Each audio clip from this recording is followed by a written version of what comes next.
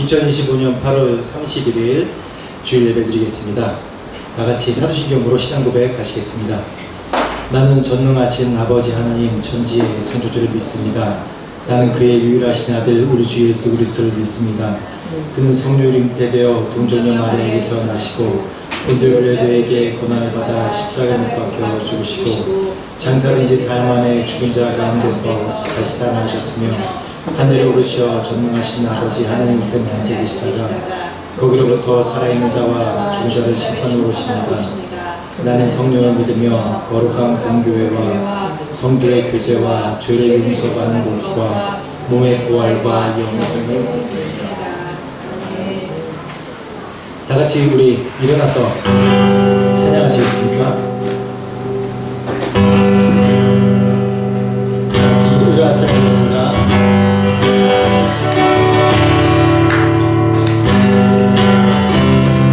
주 찾는 모든 자들이 주만 위하여 기뻐하고 즐거워하게 하시며 주의 구원을 사랑하는 자들이 상만하기를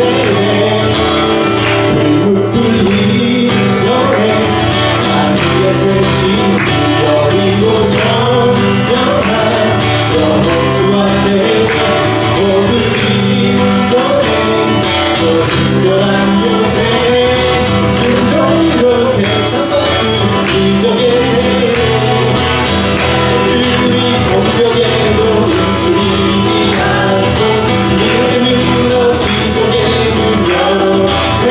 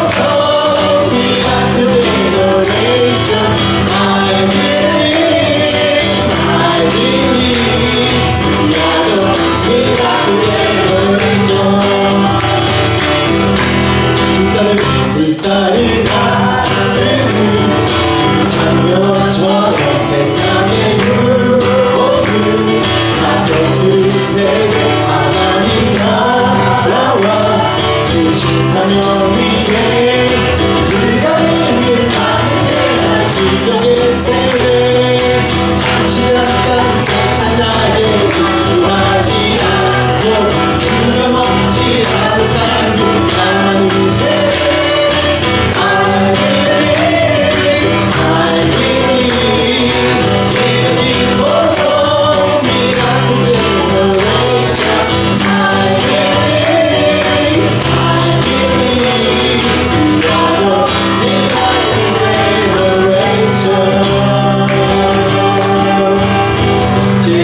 제가 이 찬양을 한 이유가 있습니다.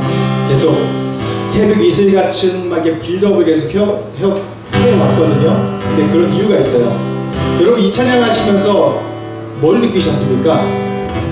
대부분 오늘 좀 감사하게 한 60% 70% 전도사님들인데 무엇을 느끼셨어요?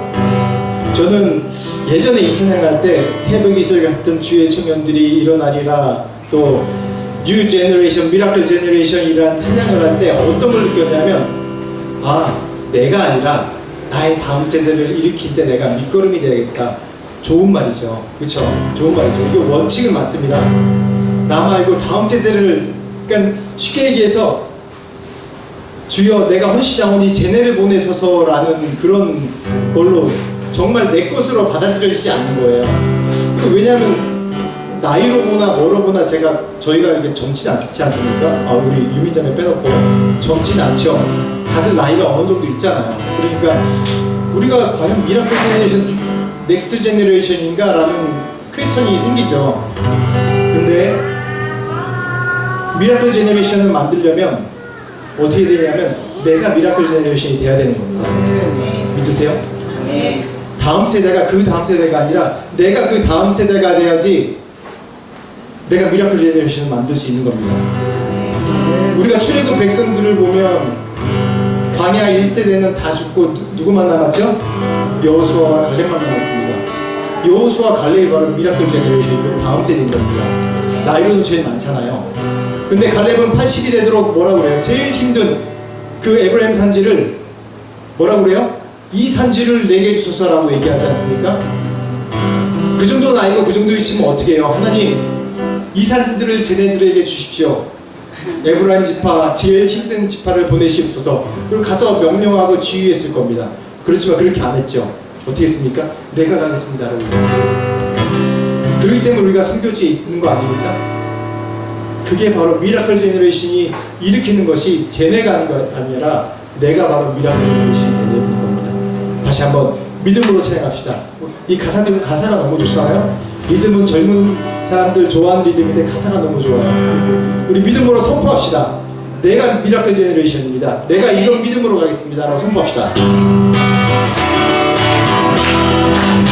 하늘의 푸른 내린 엘리야의 기도 사자로 불꽃한 다니엘의 믿음 순종의 외근로 승리한 믿음으로 아름다움을 다시 살린 기적의 세례 불룩불 빛꽃에 하늘의 새침 여리고 청명한 여호수아 세대를 오르니 여태 저 순결한 요새 순전으로 세상 바꾼 지적의 세대 원수들의 공격에도 춤추이지 않고 믿음으로 기적의 능력 세대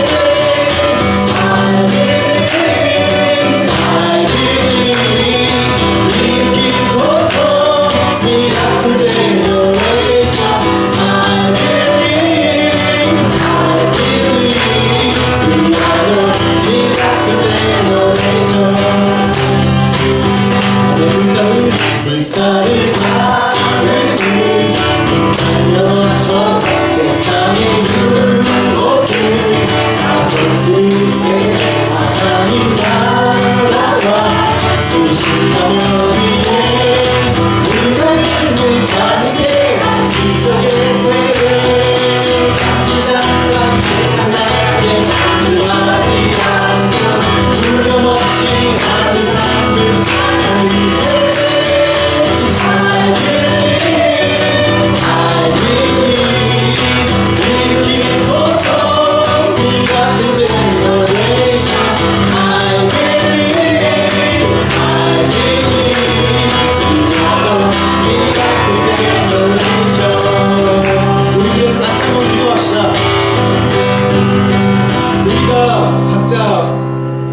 우리가 사명받은 땅이 다릅니다. 그 땅을 축복합시다. 어떤 분이 인도네시아, 또 프랑스에서 오신 분도 있고 우리 태국도 있고 먼저 우리나라도 있습니다. 하나님 축복하시옵소서.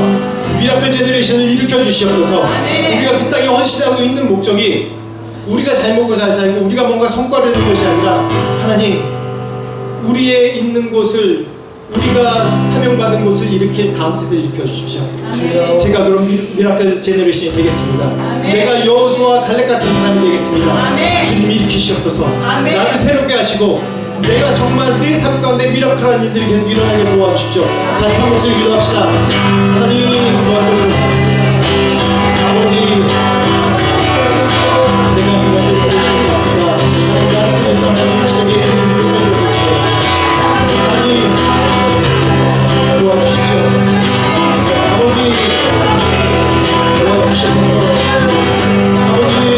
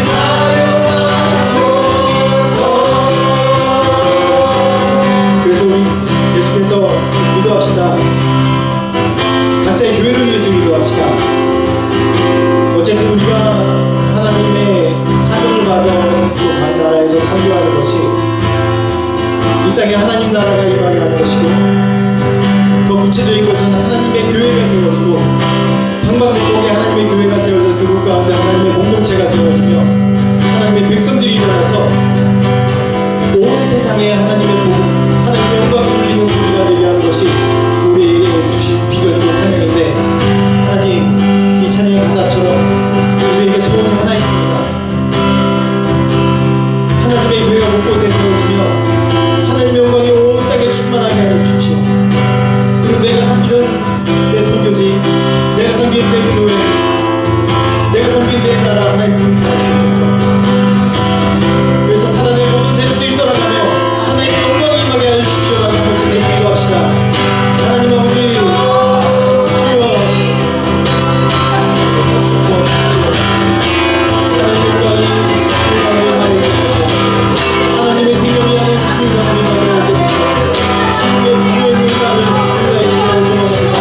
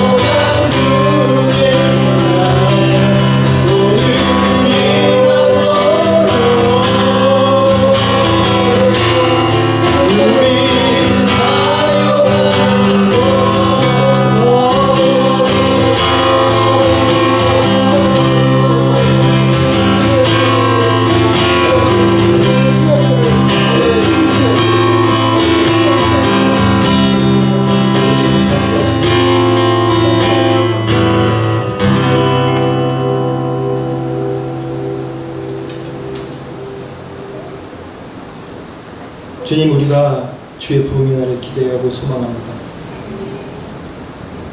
이 땅에 또 온 열방 가운데 하나님의 나라가 세워지며 하나님의 교회가 세워지며 잃어버린 영혼들이 돌아온 것을 꿈꾸고 소망합니다.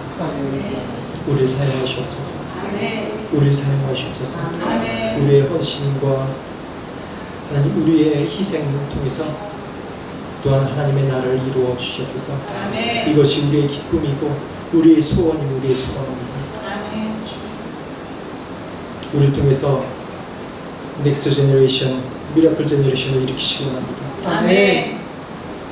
우리가 꿈을 꾸는 세대가 되게 하시고 아멘. 그 꿈을 이루는 세대가 되게 하나님 도와주십시오. 아멘. 주님의 나라가 임하는 것을 꿈꾸고 부흥을 꿈고 하나님의 다음 세대들이 일어날 꿈을 꿉니다. 저희를 사용하여 주십시오. 아멘. 하나님 또한 이 예배를 주님께 올려드립니다. 주님 함께 하시고 성령의 충만한 예배 되게 하여 주옵소서. 아멘. 감사합니다. 예수 그리스도 이름으로 기도합니다. 아멘. 반갑습니다. 우리 오늘 많이 이제 새로운 우리 방문하신 분들이 많은데 저희가 다 일일이 소개해드리지 못하고요. 우리 오늘 방문해주신 모든 분들께 우리 박수로 좀 환영합시다. 반갑습니다. 반갑습니다. 창훈님 조금 가운데로 맞춰주시겠습니다. 가운데로.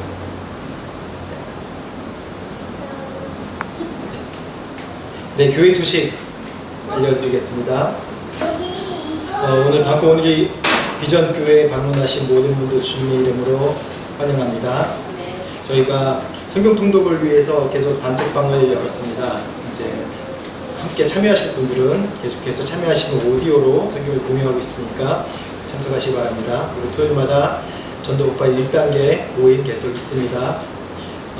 10시 반까지 교회에 오셔서 청소도 하시고 식사하시고 12시 반에 전도 오빠 모임입니다. 그리고 오늘도 구약 성경방 예배 후에 식사교제하고 후에 구약 성경방이 계속 진행되고 있습니다. 또한 저희가 토요일에는 인카운터라고 저희 방콕 은혜교회에서 현지 태국 분들과 연합으로 모임을 하고 있습니다. 굉장히 정말 큰 은혜의 시간이 되고 있는 것 같아요. 계속해서 기도해 주시기 바랍니다. 그리고 지지난주에 나눠드렸던 나의 시편 소책자가 있습니다. 그 다윗의 기도를 따라하기라는 그런 제목으로 이제 기도하는 법에 대해서 우리가 같이 나눈 책자를 만들었는데, 그것을 완성하신 분은 우리 여기 김현석 선교사님께 제출해 주시면, 제출 아니에요? 보여주시면, 일일이 다 점검은 안 합니다. 그냥 했다는 거 보여주시면 우리가 시상이 있습니다. 그리고 9월 21일 성찬 예식이 있습니다. 주일 성찬 예식이 있습니다. 그리고 또 학습 세례가 있을 예정입니다. 기도로 준비해 주시기 바랍니다. 또 11월 3일부터 6일, 첫째 주죠. 3일부터 6일 GTD 드레스디아즈라고 콩펜에서 저희가 열립니다. 뭐라고 얘기하기 참, 뭐라고 설명해야죠? 드레스디아즈를 하나님 만나는 수련회 비슷한 겁니다. 근데 이게 원래 태국 분들만 초청이 됐는데, 우리 이제 한인 교회 저희한테도 좀 초청이 왔어요. 그래서 원하시는 이때 시간 되시고 참석하신 분들은 신청해 주시기 바랍니다. 오늘 교회 소식이 굉장히 많네요. 네, 예배 후에 식사의 교제 시간이 있으니까 후에 같이 식사 가지 마시고 꼭 같이 함께 식사하시고 식사 교제할 시간이 되시기 바랍니다. 네, 찬송 부르겠습니다. 찬송가 430장 주와 같이 길 가는 것 같이 찬양하겠습니다. 주와 같이 길 가는 것 즐거움이 아닌가. 우리 주님 걸어가신 발자취를 밟겠네. 한 걸음 한 걸음 주 예수와 함께 날마다 날마다 우리는 걷겠네. 어린아이 같은 우리 미련하고 약하나 주의 손에 이끌리어 생명길로 가겠네. 한 걸음 한 걸음 주 예수와 함께 날마다 날마다 우리는 걷겠네. 꽃이 피는 들판이나 험한 골짜기라도 주가 인도하는 대로 주와 같이 가겠네. 한 걸음 한 걸음 주 예수와 함께 날마다 날마다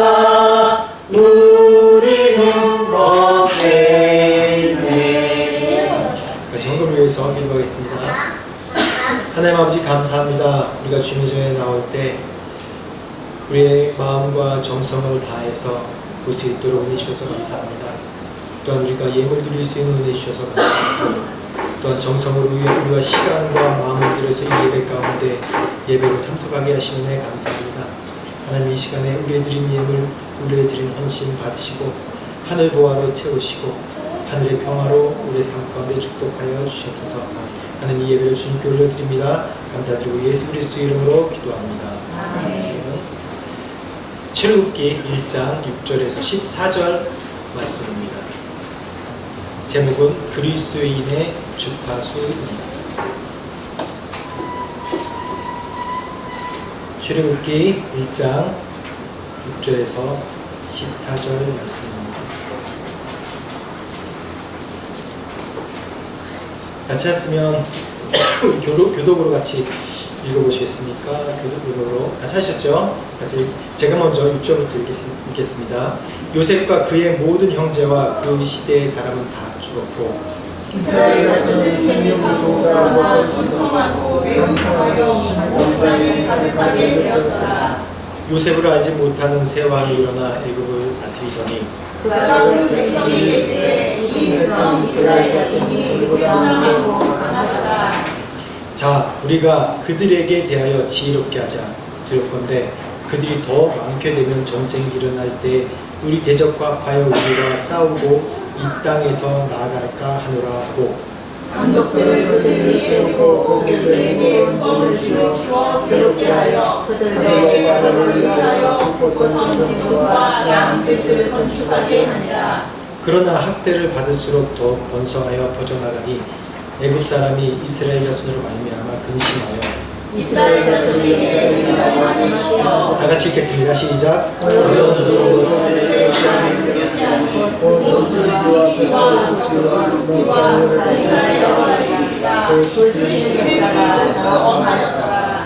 아멘. 그리스도인의 주파수. 세상을 여러 가지 보는 시야에 따라 다른데 빛의 시야로 보면 뭐 적외선, 자외선 그런 걸로 다 볼 수 있지만 또 주파수로 보면 모든 세계가 다 주파수로 또 통하는 시대입니다. 특히 요즘 시대에는 그 모바일이나 또 전자제품은 항상 우리가 지니고 있기 때문에 항상 그 주파수, 좋은 주파수, 나쁜 주파수를 늘 우리 몸에 지니고 살게 됩니다. 영향을 받게 되죠. 근데 여러분 이 주파수가 하나의 좀 우리나라 단어로 하면 울림, 떨림 그런 단어예요. 주파수가 이렇게 울리고 떨리는 걸 파장이라고 그러거든요. 그럼 파장을 통해서 이 주파수가 헤르츠가 형성되는 겁니다. 근데 여러분 그거 아세요? 이 주파수, 이 헤르츠, 그 공명이라고 하는데 공진이라고 그러고 공명이라고 하는데 그걸 통해서 유리잔을 깨뜨릴 수 있는 거 아세요? 보셨어요 혹시? 한번 그 다음 영상인데 한번 주세요. 이거 잠깐 한번 보세요.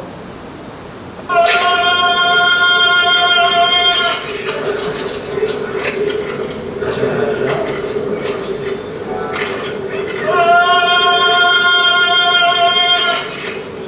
놀랍죠? 이게 마술이 아닙니다. 실제로 이런 옛날에 스펀지인가? 스펀지 맞죠? 스펀지란 프로그램에 그 가수 김정서가 또 이렇게 하니까 딱 깨지더라고요. 이 얘기는 뭐냐면 공명, 이 주파수가 맞으면 유리잔도 깨트려 버린다는 겁니다. 실제로 1850년에 프랑스에서 발생한 앙제라는 다리가 있었는데 그곳에서 475명의 군인들이 일제히 발을 맞춰서 이렇게 군인들 발을 맞춰서 전진하잖아요. 그 다리를 건너가는 일이 있었습니다. 다리를 건너가다가 군인들이 일제히 발을 맞추잖아요. 그 발 맞추는 소리 때문에 다리가 무너져 버렸어요. 실제 있었던 사건이에요. 그래서 226명이 그곳에서 사망하는 참사가 1850년에 일어났다고 합니다. 또 근래에도 1940년대인가 그때도 이제 영국에서 또 어느 다리에서 이런 비슷한 사건이 일어났어요. 우리나라에도 제가 예전에 이런 뉴스를 본 것 같은데 뉴스를 봤던 기억이 나는데 고층 빌딩에서 갑자기 이게 막 흔들린 거예요. 그래서 아무리 찾아봐도 이 고층 빌딩 흔들릴 리가 없어요. 지진 난 것도 아니고 아무 일도 안 일어났어요. 근데 한 군데 딱 찾아보니까 중간에 피트니스 센터가 있었습니다. 거기서 뭐 태보 운동이라고 그랬나요? 그러면서 뭐 이렇게 피트니스 센터에서 한 20명 넘는 분들이 일제히 발을 막 구르면서 하는 그런 일들이 있었어요. 그래서 그 건물이 이렇게 지진같이 흔들리는 느낌이 들었다고 합니다. 놀랍죠? 이게 파장이고 또 주파수로 얘기하고 또 공명이라고도 얘기합니다. 그런 거 보면 그 여리고 성이 무너지는데도 참 과학적인 이유가 있는 거예요. 그렇죠? 그렇다고 여러분 뭐 몇 명 모여서 이렇게 할 필요는 없고 정말 하나님의 큰 은혜죠. 과학적으로 얘기하면 이게 설명이 된다는 거예요. 그 과학자들이 이론적으로 얘기하면 이게 설명이 된대요. 다리도 무너뜨릴 수 있고 건물도 무너뜨릴 수 있다는 겁니다. 근데 여리고 성이 무너진 거 보면 우리의 그때 믿음도 정말 중요하지만 그들이 믿음으로 어떠한 울림으로 어떠한 공명으로 했기 때문에 여리고 성이 무너지는지 우리가 또 이 과학적인 현재 발견된 과학적인 현상을 통해서 또 우리가 알 수 있습니다. 제가 요즘에 가끔 하는 얘기인데 여러분 카데헌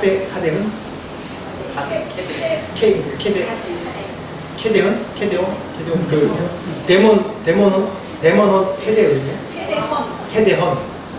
캐데헌 K 데몬 헌터스. 그래서 요즘 K-팝 애니메이션 보셨어요? 혹시? 보신 적 있어요? 여기 있는 분들 다 안 보신 것 같아요. 어저께도 저희 애들이 이제 일주일에 한 번씩 저희가 성경 공부를 하는데 우리 애들 3명. 네, 무슨 얘기하다가 우리 딸이 아빠가 그 데몬 헌터스 보라고 했다고 그거 제목이라고 저한테 이제 뭐라고 그러더라고요. 그래서 제 딸이 굉장히 보수적이에요. 그래서 제가 이 데몬 헌터스를 보라고 그랬거든요. 우리 애들한테. 왜 보라고 그랬냐면 물론 이 배경이 이 무당이랑 그런 뭔가 무당이 악령과 싸우는 그런 장면인데 이 장면을 우리가 다르게 해석하면 우리가 영적인 싸움의 그런 원리를 좀 볼 수 있는 것 같아요. 보면 제가 어저께도 어떤 요약본을 좀 이제 일단 다 봤어요. 봤는데 그 전에 제가 봤는데 요약본을 쭉 보니까 거기 보면 혼문이라는 게 있는데 쉽게 얘기하면 그 아이돌의 노래와 그 감정으로 그 선한 영향력으로 이게 점점 이 인기가 많아지면 그 영적인 힘의 그 집의 악령들이 점점 사라진다는 거예요. 그래서 온 세계가 금빛으로 이게 그 아이돌 이 주술을 무당이라고 무당 이제 악령을 내쫓는 사람들만 볼 수 있는 거예요. 세상이 금빛으로 다 완성되면 세상이 뭐 악령에서 구해진다 그런 내용이에요. 이걸 좀 역설적으로 바꿔서 생각해 보세요.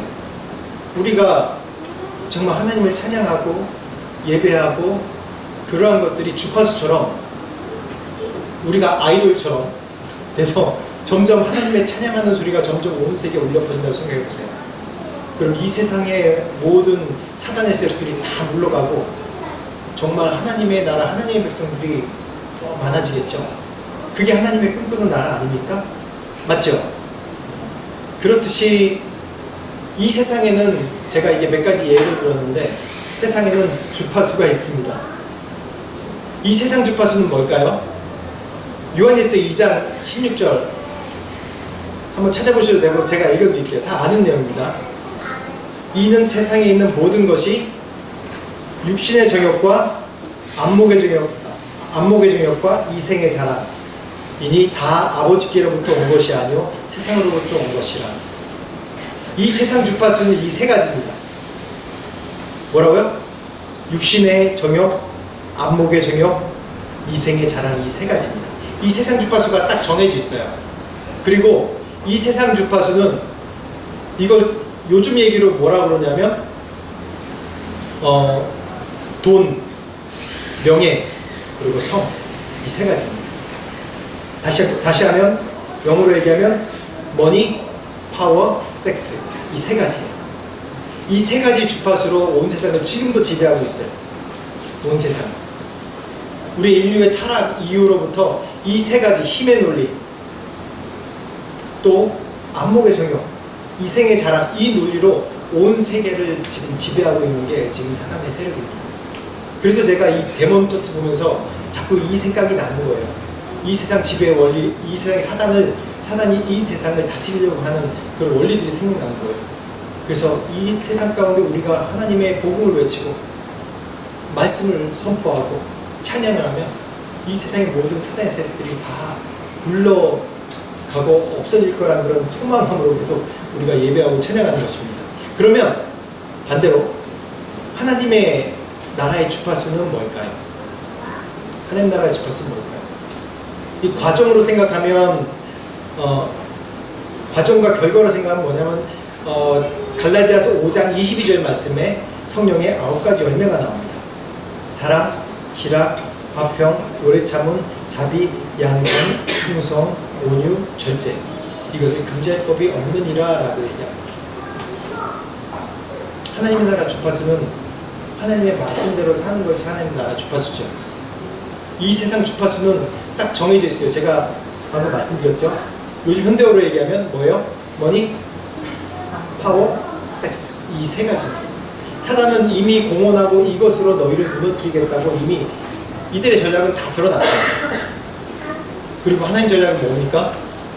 지금 이 말씀, 우리가 가지고 있는 말씀 가운데 다 들어있는 것 같아요.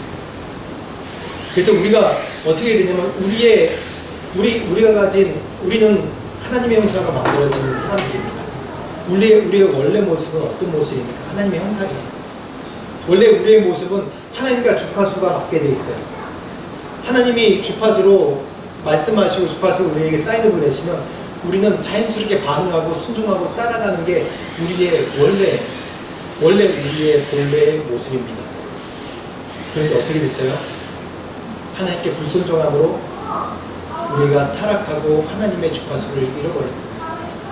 그래서 에덴에서 우리가 추방당하고 지금 이 세상에서 비록 우리가 하나님의 백성이고 하나님의 자녀들이지만 이 세상의 악한 사단의 그런 주파수 가운데 늘 노출되어 있는 삶이 우리의 삶입니다. 그래서 우리가 어떻게 해야 되겠냐? 우리가 다시금 새롭게 재창조돼야 돼요. 그 재창조된다는 지금 언어가 뭐냐면 거듭남입니다. 거듭남. 우리가 거듭나지 않으면 하나님의 주파수를 맞출 수가 없어요. 하나님 나라의 백성이 되는 방법은 바로 우리가 재창조되는 것입니다. 에레미야 2장 13절 한번 찾아보시겠어요? 에레미야 2장 13절. 에레미야 2장 13절입니다.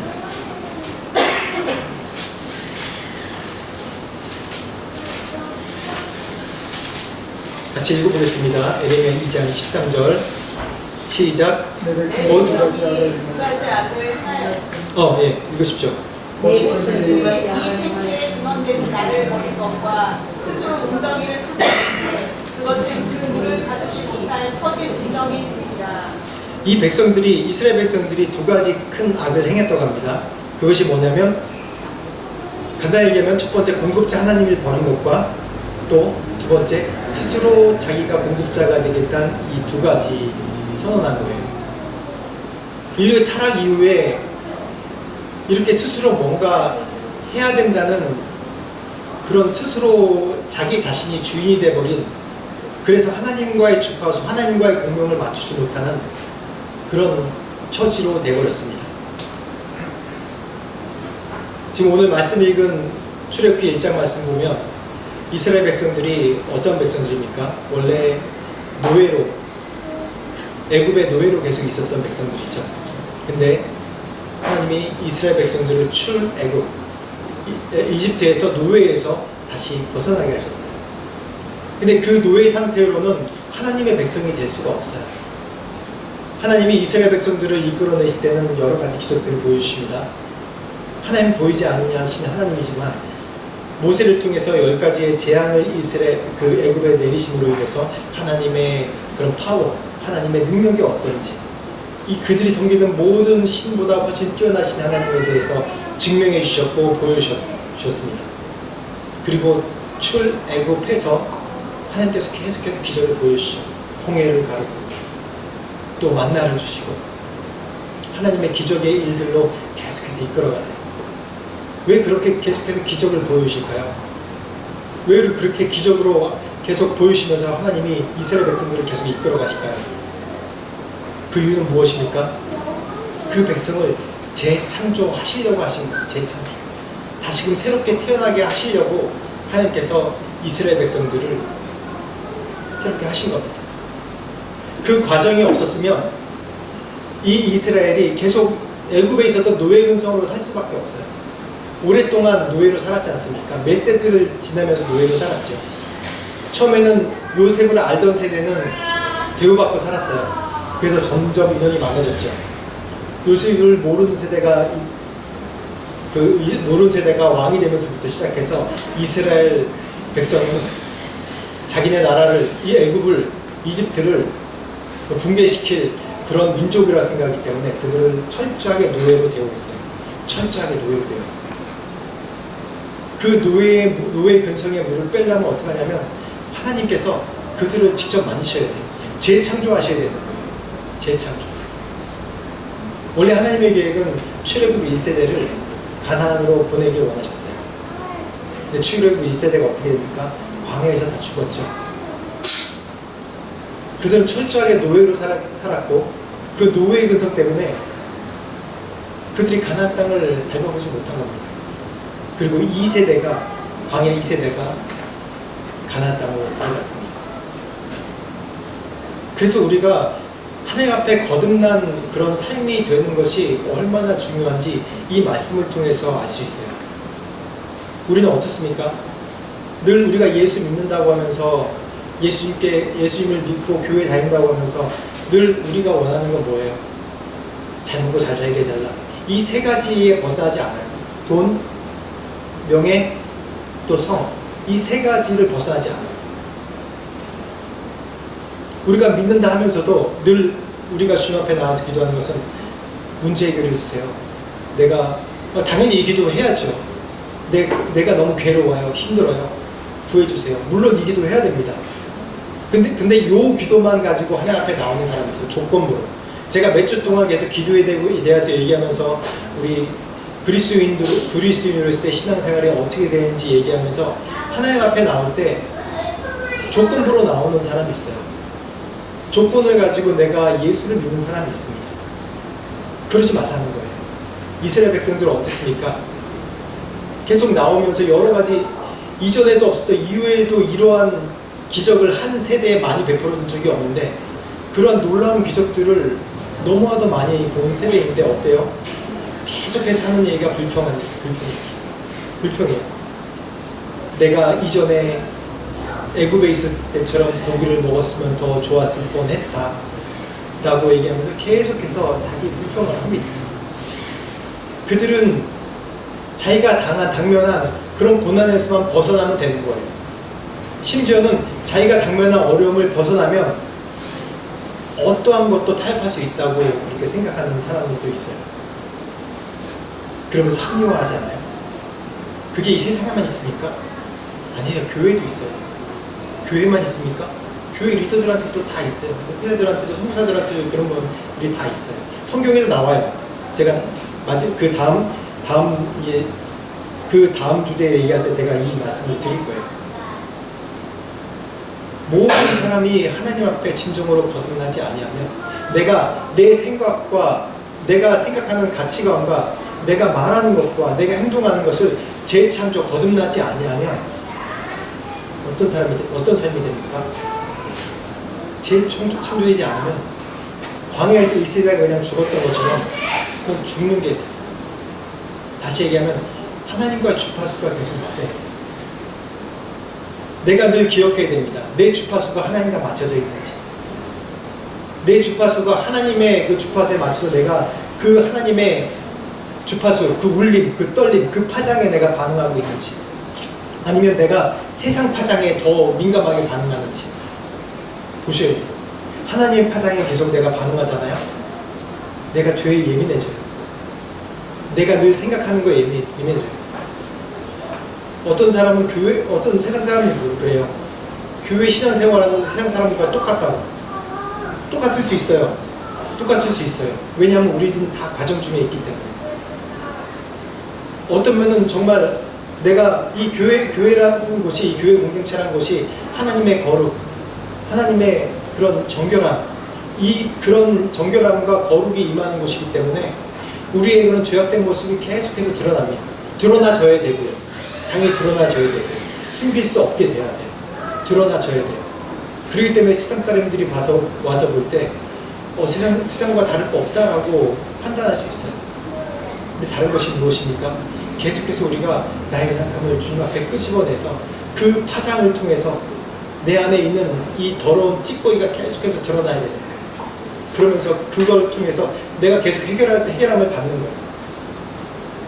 비록 지금은 내가 이 더러운 찌꺼기처럼 보이고 정말 부끄럽고 정말 이 부끄러움 때문에 더 원통하고 내 신앙생활 왜 했나라는 그런 후회가 있을지 모르겠지만 계속해서 주님 앞에 드러나야 됩니다. 그 하나님의 파장 앞에 계속해서 드러나야 돼요. 이것이 처음 믿은 그리스도인들에게만 있는 것입니까? 아니에요. 모든 사람 마찬가지. 저도 마찬가지고. 지금도 우리가 죄인이기 때문에 아무리 하나님의 일을 한다고 거룩합니까? 하나님께서 거룩하게 하셔야지 거룩한 것이고, 또 매일마다 내가 하나님 앞에 나와야지 내가 거룩한 존재로 또 여김받게 되는 것이지, 우린 죽을 때까지 계속해서 그 거룩함 가운데 나가는 그런 여정 가운데 있는 거예요. 그래서 매일마다 하나님의 그 거룩한 파장을 우리가 쐬야 돼요. 그걸 맞아야 돼요. 그래서 내 안에 이 하나님의 이 거룩한 파장이 내 안에 계속해서 주파수가 올 때 내 안에 이 찌꺼기들이 이 세상의 가치관, 세상의 더러운 생각들, 내 계획들 계속 드러나고 주님 앞에 새롭게 해야 되는 거죠. 그게 바로 재창조예요. 이게 바로 거듭남입니다. 그리고 더 중요한 건 뭐냐면 이게 가장 기초적인 거거든요. 그 다음에 뭐냐면 하나님의 비전에 공명을 해야 돼요.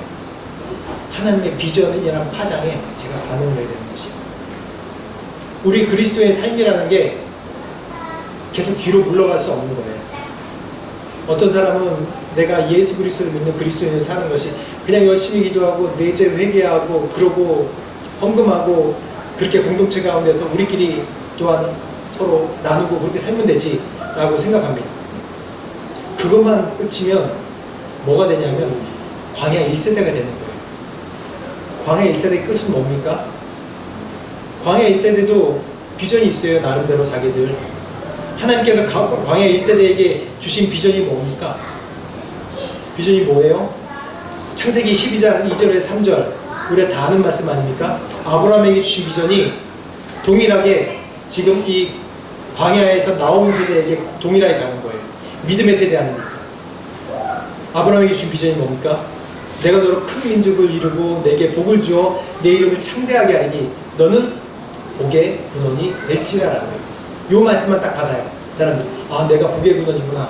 좋다. 근데 3절 말씀이 있습니다. 너를 축복하는 자에게 복을 내리고 내가 너를 저주한 자에게 저주하리니 땅의 모든 민족이 너로 말미암아 복을 받을 것이다. 땅의 모든 민족이 너로 말미암아 복을 받게 돼요. 복의 근원이라는 게 내가 복 받고 내 안에 이렇게 간직했다가 끝나는 것이 아니라 뭐라고요? 나를 통해서 땅의 모든 민족이 복을 받겠다고 얘기해요. 광야에 나온 이 세대에게 이 말씀과 동일한 말씀을 주신 겁니다. 광야 1세대가 출애굽한 이유가 뭐예요? 노예 생활에서 불쌍해서 하나님께 출애굽시켜주신 거예요? 물론 그것도 맞습니다. 그런데 더 중요한 비전은 뭐예요? 그 백성들을 통해서 하나님 나라를 세워서 이스라엘 나라가 세워졌잖아요. 하나님 나라를 세워서 그 나라가 하나님의 이상국가가 되고 하나님의 나라, 하나님의 정말 이 세상에서 모델이 되는 나라가 될 때 그 영향력으로 그 세계에 모든 영향력을 끼치고 복을 전하는 나라가 되라는 게 바로 광야 1세대 노예 생활하는 자들을 재창조해서 이끌어내신 겁니다. 근데 그 세대는 뭐래요? 계속 컴플레인하고 이 원망하는 게 뭡니까? 하나님 먹을 거 주세요. 왜 이렇게 햇빛이 세요? 고기가 없어요. 야채가 없어요. 뭐가 없어요. 아파 죽겠어요. 매번 컴플레인하는 것이 가장 원초적인 걸 컴플레인해요. 그래서 광야 1세대의 끝은 뭔지 아세요? 뭐라고 명령한지 아세요? 잘 먹고 잘 살다 죽었더라 그거예요. 잘 먹고 잘 살다 죽었더라. 잘 먹고 잘 살았잖아요. 뭐 광야의 삶이 비록 텐트지만 뭐 노예 생활보다 낫지 어떻게 보면. 계속 그냥 모든 하나님의 광야의 복지가 얼마나 좋습니까? 일도 안 하죠. 어디 가라면 가면 되죠. 먹을 거 나오죠. 제가 너무 쉽게 얘기하나? 만나 먹지요. 일주일에 한 번씩 매출하게 나오죠. 또 밤에는 뭐요? 불기둥. 낮에는 구름기둥으로 내문방이 다 돼요. 얼마나 좋은 곳입니까? 광야가. 광야라고 해서 물론 제가 너무 과장해서 얘기하는 부분도 있지만 거기에 사는 사람은 힘들겠죠. 당연히. 그런데 그거 다 제거하고 생각하면 모든 걸 다 복지가 아주 이 복지가 가장 잘된 곳이 광야의 생활이에요.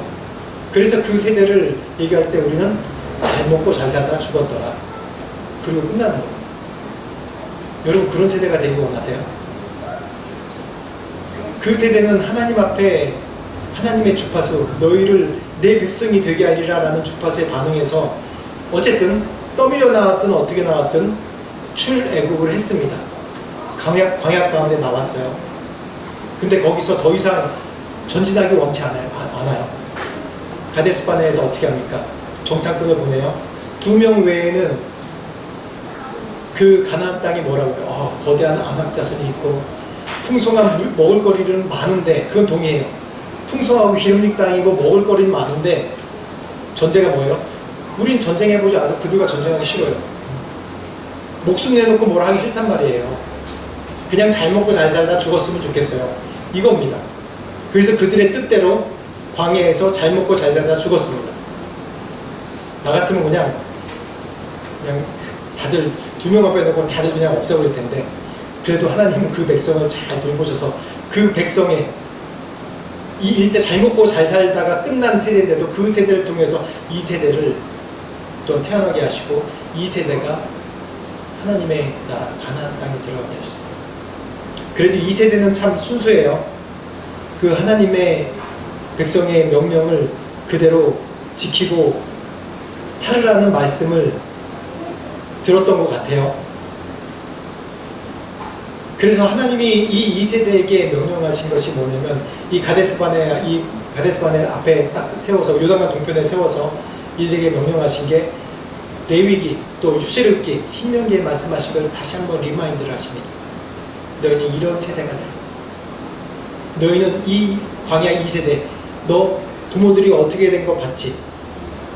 부모들이 어떻게 이 광야에 살다 죽은 거 봤지? 너희는 나의 명령을 지키고 따라야 된다. 그리고 하나님의 나라, 하나님의 백성, 하나님의 나라를 이 가나안 땅에 이루어야 된다라는 그런 비전을 주셨어요. 그게 광야 2세대입니다. 하나님의 비전이에요. 하나님의 비전. 하나님의 비전은 우리가 있는 땅에서 잘 먹고 잘 살기를 원치 않으세요. 내가 또 선교사니까 사역을 이만큼 하고 이만큼 이루었다. 그러니까 이제 좀 누리고 대접받고 살아야지. 아닙니다. 우리는 좀 듣기 거북하실지 모르겠지만 죽을 때까지 하나님의 비전을 향해서 나가야 됩니다. 죽을 때까지 하나님의 비전을 향해서 계속 전진해야 돼요. 내가 나이 70이 되면 비전 안 주실 것 같아요? 70이 돼도 하나님께서 비전 주십니다. 80이 되면 비전 안 주실 것 같아요? 80이 돼도 하나님께서 비전을 주십니다. 그 하나님의 비전에 공명을 해요. 계속 공명을 해요. 그 하나님의 주파수, 하나님께서는 모든 인생에게 죽을 때까지 계속 비전을 주세요. 왜요? 그 비전이 뭡니까?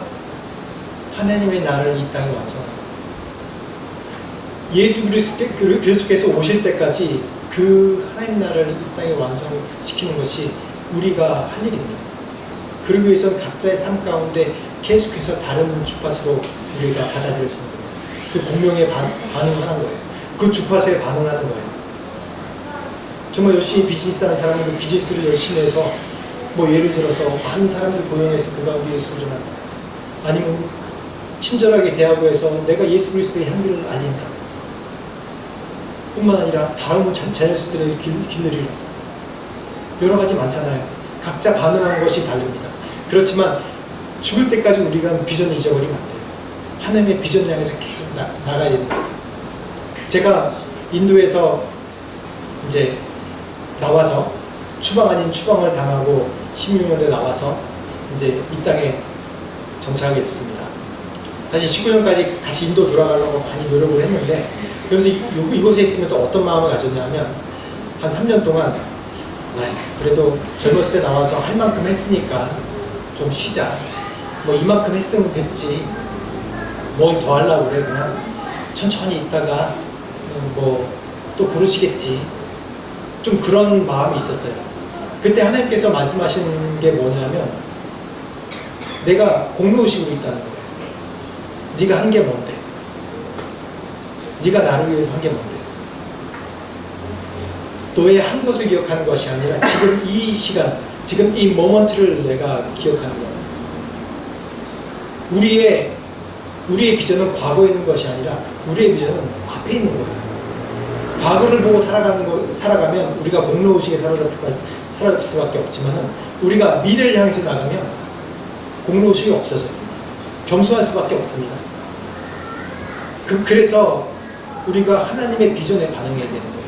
하나님의 비전 주시는 그런 주파수에 계속해서 반응해야 되는 거예요. 그래서 이 방콕 온리 비전 교회를 개척할 때 하나님께서 주신 그 비전이 있어요. 이사야 49장 6절 말씀 한번 보시겠어요? 이사야 49장 6절 말씀.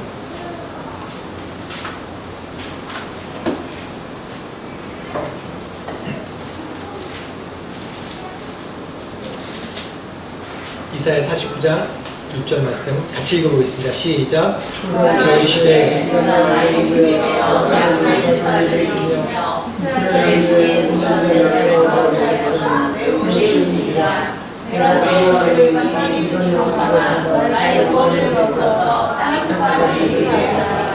아멘. 이 말씀 비전을 주셨어요. 제가 선교사로 20년 넘게 살다가 한인교회를 개척한다니까 상당히 선교사님들 사이에서는 좀 약간 이슈였습니다. 선교사 베테랑인데, 그리고 인도 어려운 지역에서 사역했으면 이곳에서 좀 더 했던 사역을 좀 하면 훨씬 더 멀티플라이 할 수 있을 텐데 왜 굳이 한인교회를 하느냐 라는 그런 얘기도 많이 들었어요. 근데 하나님께서 주신 말씀이 이 말씀이에요. 이스라엘에 보존된 자를 돌아오게 하는 것은 쉬운 일이라. 내가 또 너로 이방의 빛을 삼아 나의 구원을 온 땅 열방까지 가운데 베풀리라는 이 비전을 주시면서 이곳에 있는 우리 한인 디아스포라와 함께 하나님께서 이 열방을 섬기라고 하시는구나 라는 비전을 주셨어요.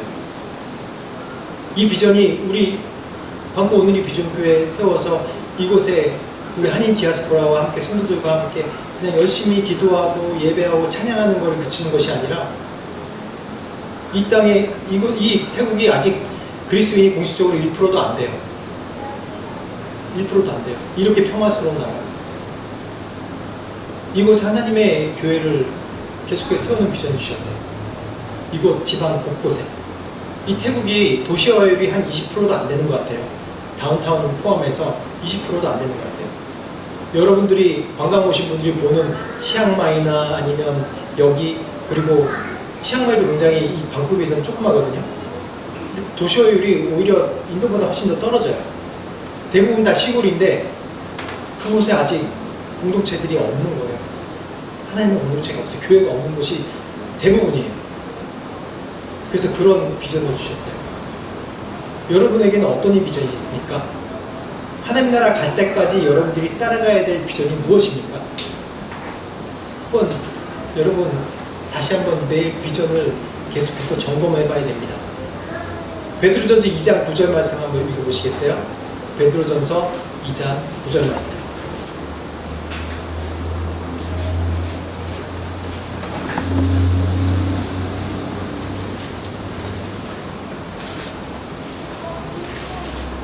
우리 우리 다 아는 말씀입니다. 같이 읽어보겠습니다.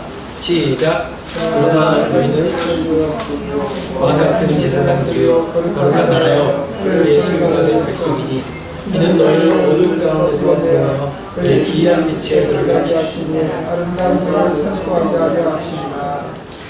우리의 삶이 제사장으로 헌신된 삶이어야 됩니다. 우리의 부르심이 첫 번째 하나님의 주파수는 우리를 거듭나게 재창조하라는, 우리가 거듭나라는 주파수라면, 두 번째로는 하나님의 비전, 온 세상을 구원하신 하나님의 비전에 우리가 반응해야 되는 겁니다. 그 파장에 반응해야 되는 거예요. 그리고 세 번째로는 마지막으로 뭐냐면 나에게 부르신 제사장의 사명을 감당하라는 부르심입니다. 우리는 왕같은 제사장입니다. 거룩한 나라입니다. 그의 소유된 백성입니다. 우리 모든 사람은 하나님의 제사장이에요. 그냥 왕같은 제사장이라니까 여러분 재정일치 사회에 그런 왕의 권위와 또 종교의 권위를 가진 그런 파워가 있는 사람이라고 생각하는데 아닙니다. 아니에요. 우리는 다 이 믿는 사람은 이 세상의 레위 지파인 거예요. 레위 지파의 사명이 뭡니까? 레위 지파의 책무가 뭐냐면 하나님께 예배하고 예배를 관장하고 그리고 말씀으로 백성을 가르치는 일이 레위 지파가 하는 거예요. 이스라엘 백성들이 출애굽해서 이제 2세대가 가나안 땅으로 들어갔습니다. 가나안 땅으로 들어가면서 이제 여호수아서 또 땅을 분배를 하죠. 땅을 분배해서 다 나눕니다. 그리고 이제 사사기 말씀이 펼쳐집니다. 사사기 말씀을 펼쳐지면 사사기에서 가장 우리가 포인트로 볼 것이 뭐냐면 레위 지파예요. 어떠한 사사들이 일어나서 기드온이 일어나고 누가 일어나서 점령하고 그런 것이 아니라 가장 포커스로 보여야 될 게 레위 지파, 제사장 그룹이에요. 하나님의 광야 2세대가 일어나서 하나님의 명령을 받고 이제 가나안 땅을 점령하러 땅을 분배하고 점령하러 계속 들어갑니다. 하나님께서 원래 만들고자 하신 나라가 뭐냐면 왕정이 아니라 신정으로 다스리는 그런 나라를 만드시기 원하셨어요. 그 사사기 21장 맨 마지막 말씀 보면 그 사사시대가 어땠다고 그랬죠? 자기 수견에 오른 대로 행하더라 라는 시대였습니다. 근데 하나님께서 이 어떻게 신정 정치를 할 수 있냐? 보통 우리의 개념은 다 왕정 정치고 또 민주 정부 그런 뭔가 리더가 있어야지 되는 거라고 늘 생각해요. 우리 개념 가운데. 근데 신정 정치는 뭐냐면 신정 정치의 핵심이 누구냐면 레위 지파입니다. 이스라엘의 12지파가 나눠졌습니다. 근데 12지파인데 그 12지파가 야곱의 12아들이 아닙니까? 12아들인데 요셉과 레위가 빠졌어요. 대신 누가 들어갔어요? 에브라임과 므낫세 지파 두 지파가 들어갔어요. 그래서 12지파입니다.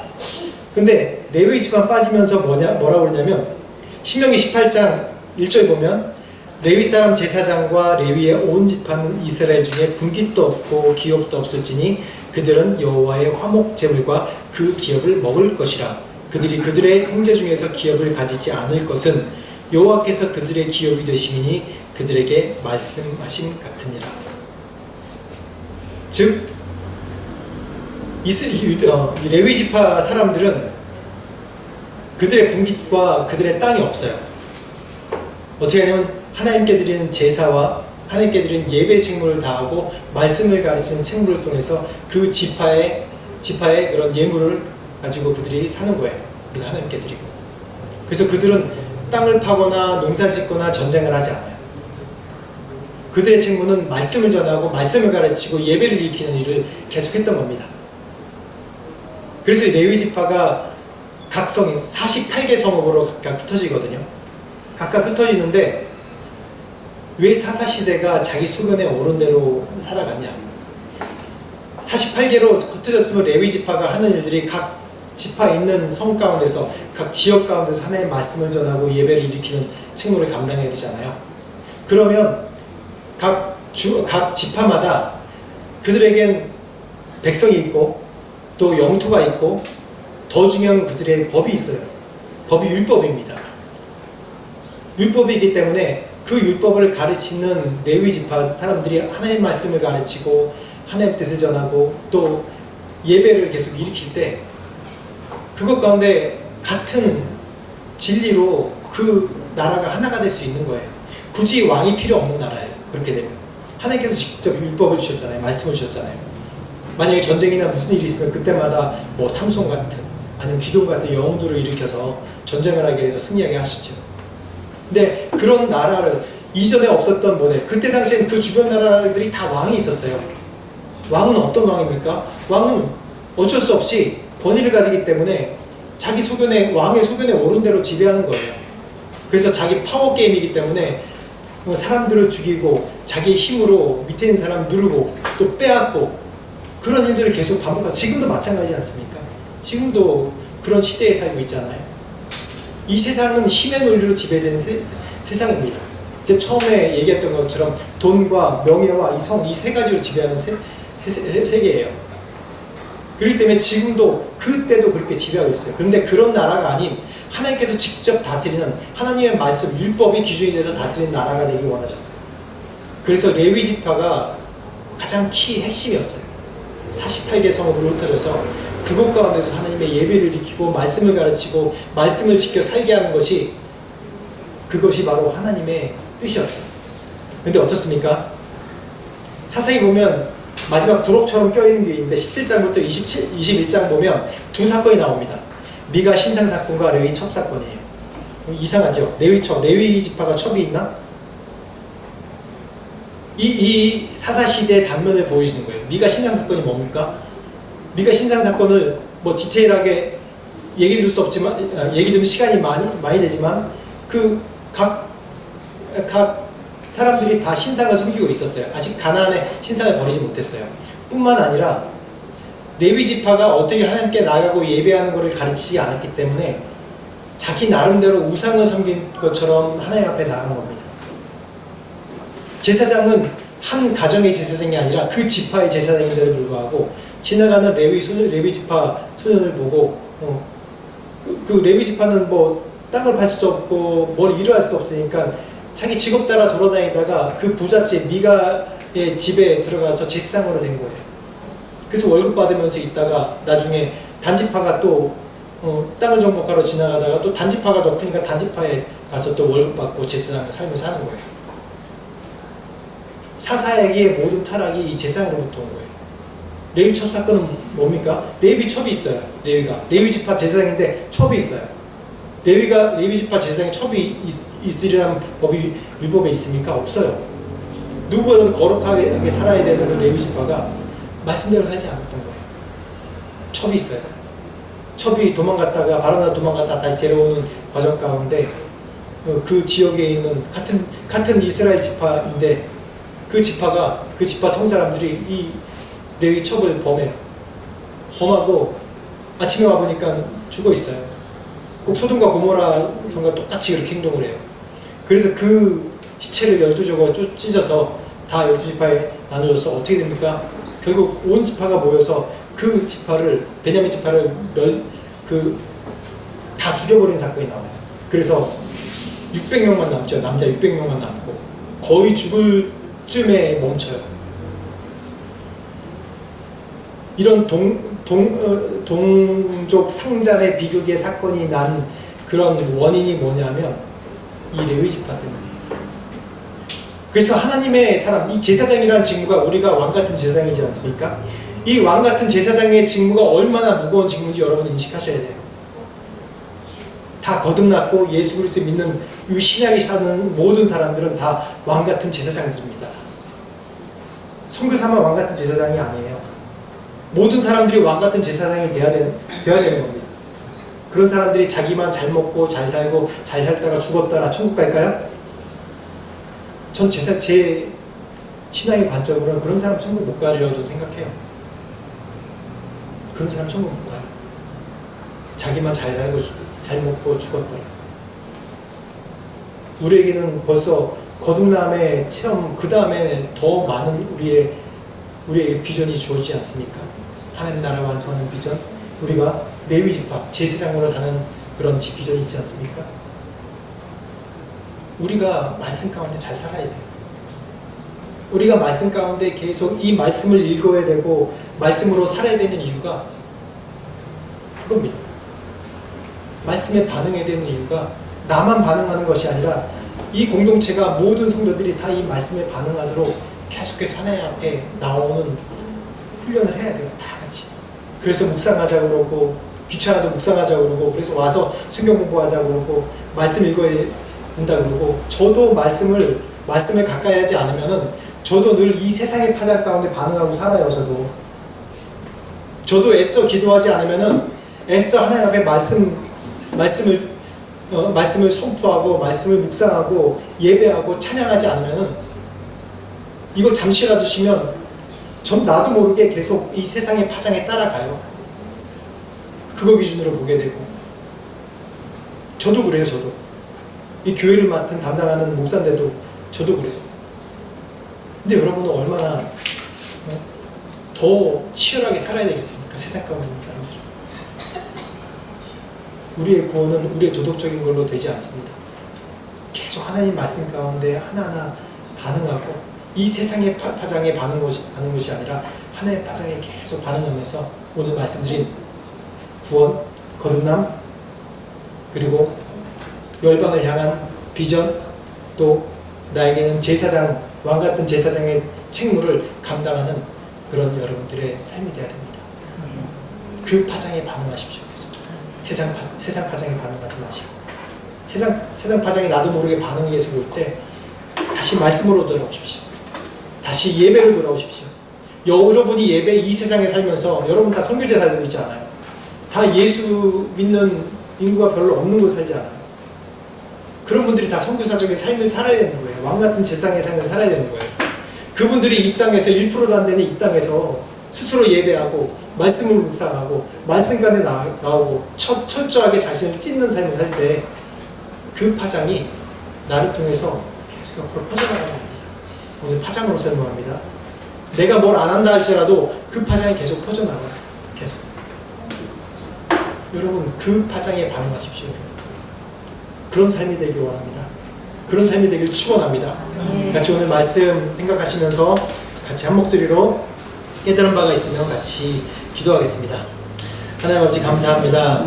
하나님 우리의 삶이 연약합니다. 우리가 잠깐 다른 생각하면 세상의 파장 가운데 살고 또한 세상의 이런 이익 가운데 살려고 하는 그런 연약합니다. 하나님 용서해 주옵소서.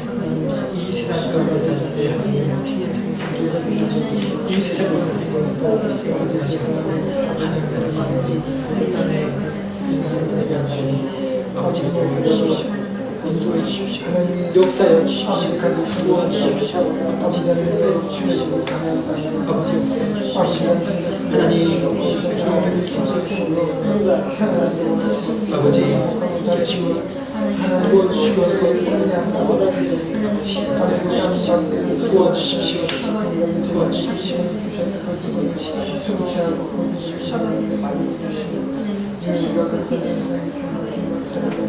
제가 기도하겠습니다. 하나님 아버지 감사합니다. 오늘 그리스도인의 파장이라는 말씀으로 같이 말씀을 나눴습니다.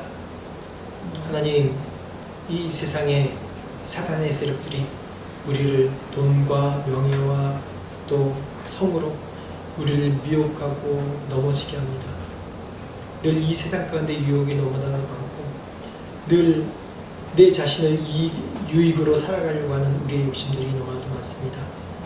하나님 왕같은 제사장으로 우리를 다 부르셨사오니 먼저 왕같은 제사장으로 하나님의 말씀과 예배와 또한 기도로 주 앞에 늘 새롭게 나아갈 수 있는 우리가 되게 하시고 또 이 세상에서 그런 하나님의 말씀을 전하며 하나님의 살아계심을 또한 나타내는 우리 모두가 될 수 있도록 축복하여 주시옵소서.